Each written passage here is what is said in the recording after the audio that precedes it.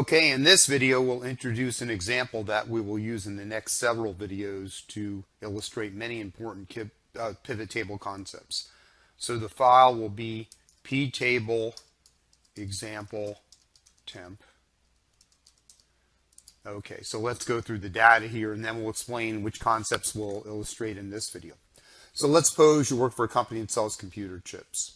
And so what you have is a couple hundred rows, about 200 rows of data, and each row gives you the month of the sale, the product, chip 1, 2, or 3, the country, US, Canada, or France, the revenue earned that month, the budget, which was the forecast, and the variance, which is the actual minus the budget. So in January, chip 1 in the US, we sold $4,000 worth. We predicted 54.54, and we were short by 14.54. And so what we would like to do is, in this video, we'd like to get an estimate of seasonality. In other words, the percentage of revenue earned each month.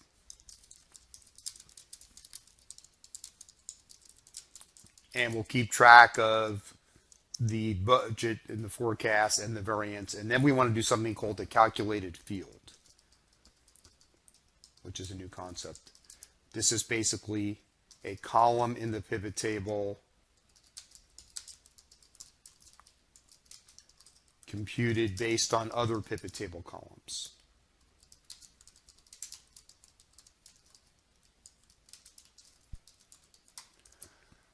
Okay, and then we will learn in subsequent videos about things like get pivot data, which is really important, and also slicers and filters through this example.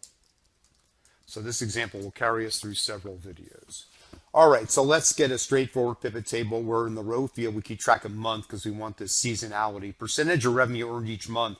If you have little seasonality, it would be about 1/12, about 8%. And we'll see this company has little seasonality. Estimating seasonality is very important, and hopefully in future videos we'll get to discuss that with you. Okay, and country and product we'll put in the report the filters. Okay, you'll see, because we don't want that to clutter the seasonality.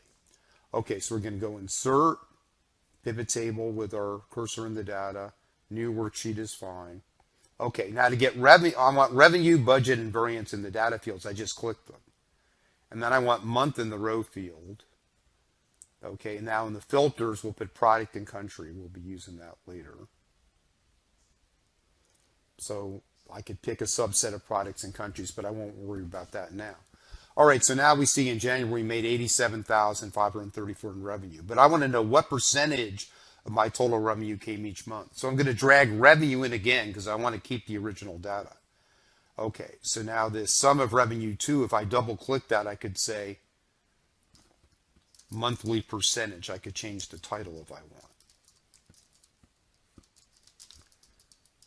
And for instance, you know, at Microsoft, your seasonality is the best month of the year is the last month of the fiscal year. You would certainly get more than 8% of your revenue in that month. And the last month of each quarter is the best month of the quarter. So this would be important to look at for your Microsoft sales data. Okay, monthly percentage of revenue. Now I can use value field settings to do a percentage. Right click, value field settings, or show values as. I'll do show values as percentage of column. So for instance, 8.53% of my revenue was in January. You can see just about every month I got the same percentage of revenue.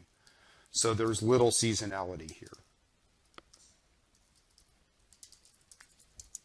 Okay. Now I want to compute the calculated field.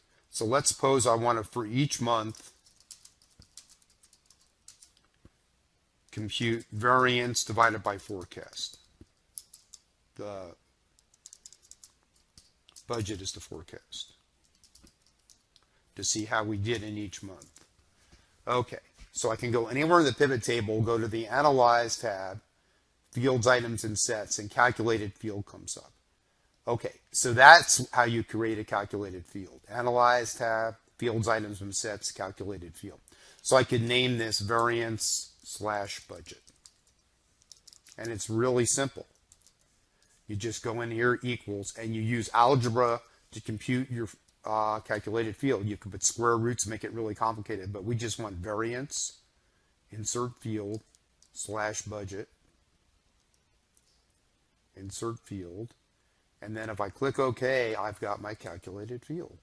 So what that means is in January, basically, our variance averaged 4.7% of the forecast, okay, going under. Okay, some months we had positive variances. For instance, in November, we averaged being 4% over budget.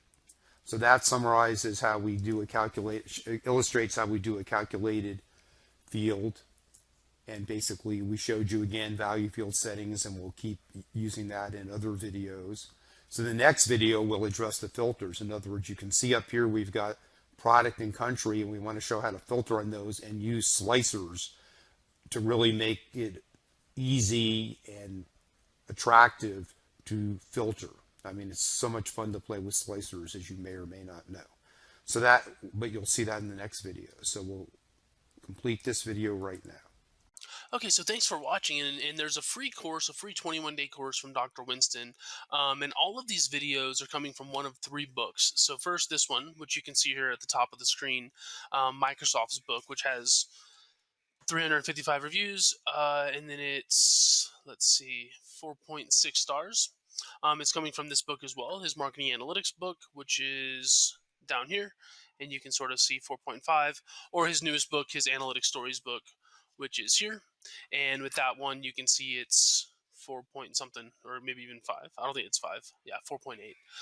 And so, yeah, anyways, in the description, there's a free 21-day course from Dr. Winston, or you can go to excelwithwayne.com/free, and it'll be there. But again, thanks for watching, and if you have any questions, just please let us know. Thanks.